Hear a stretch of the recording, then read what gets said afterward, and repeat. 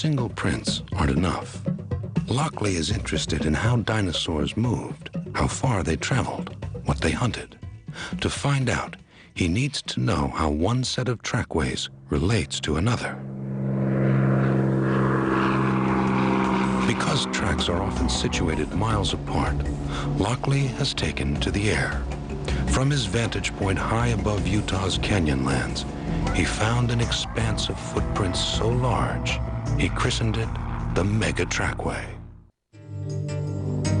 In the decades since Martin Lockley began following in the footsteps of dinosaurs, he has proven what no paleontologist dared believe.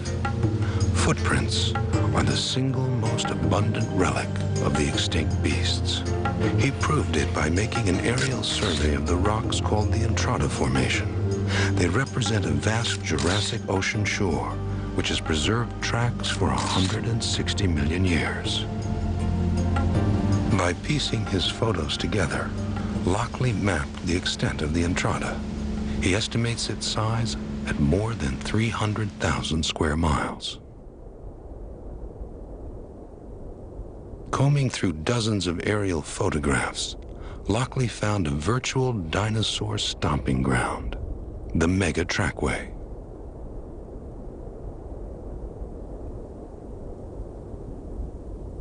The Entrada Formation is covered with millions of footprints.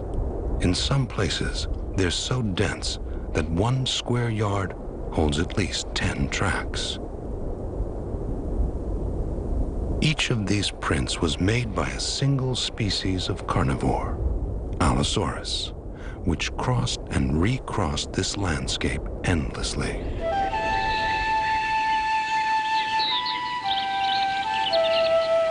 Allosaurus was probably a loner searching for prey.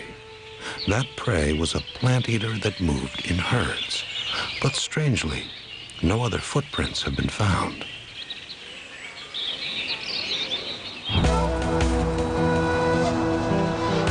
Lockley had found the hunter. Next, he went in search of the hunted. To find the missing tracks of the plant eaters, Lockley headed east to the foothills of the Rocky Mountains in Colorado.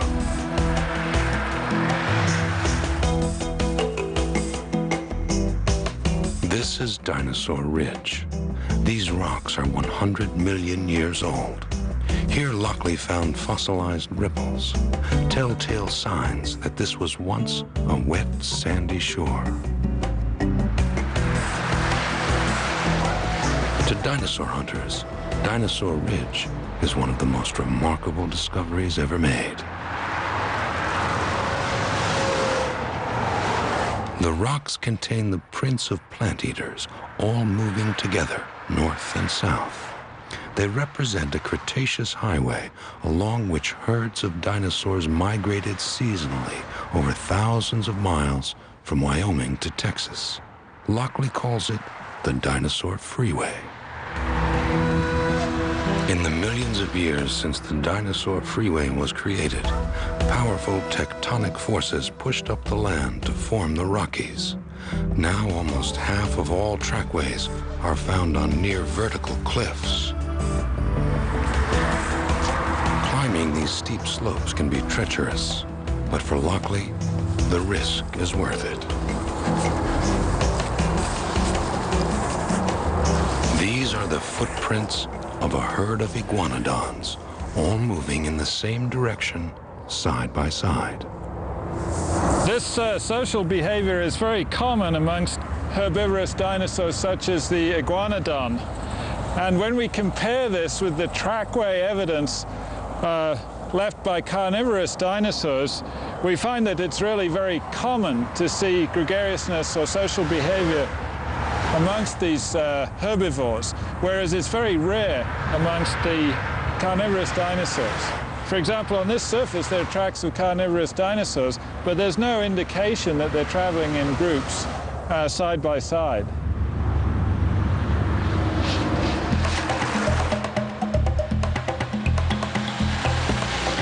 Monsters on the move, like iguanodon, cruised the dinosaur freeway, driven by the constant search for food to fuel their huge bodies.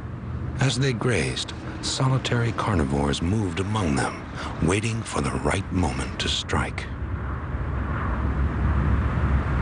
This footprint of an unidentified two-legged meat-eating dinosaur appears alongside the print of a plant-eating iguanodon, but there's no evidence of a fight.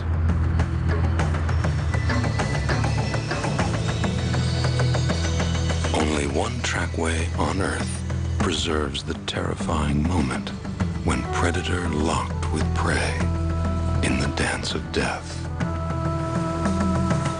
That moment has been frozen in time in Australia.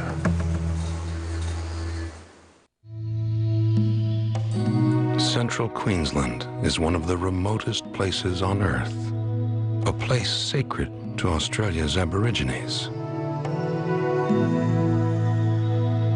Prospectors were once drawn here by the promise of gemstones like opal buried beneath the earth. Australia isn't known for dinosaurs, and few fossils have been found. But here at Lark's Quarry, a precious relic has been unearthed.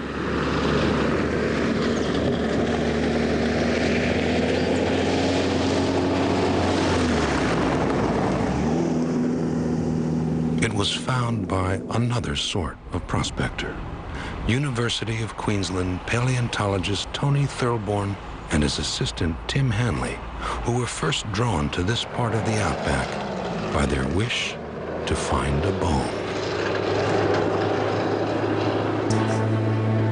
100 million years ago, an ancient creek ran through here into a waterhole.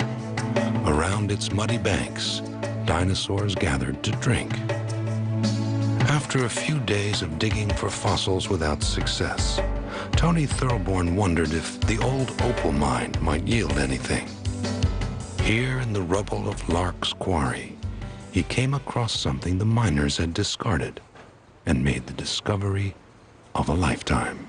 These are superb little footprints. I mean, this is exactly the spot that a dinosaur trod. It's, if you like, an immediate contact with a dinosaur, a living one, not simply an inert skeleton in a museum. You can actually feel, as it were, or sense the movement, the behaviour, the feelings of dinosaurs, I guess. Perhaps they had emotions like humans, I don't know. But it brings dinosaurs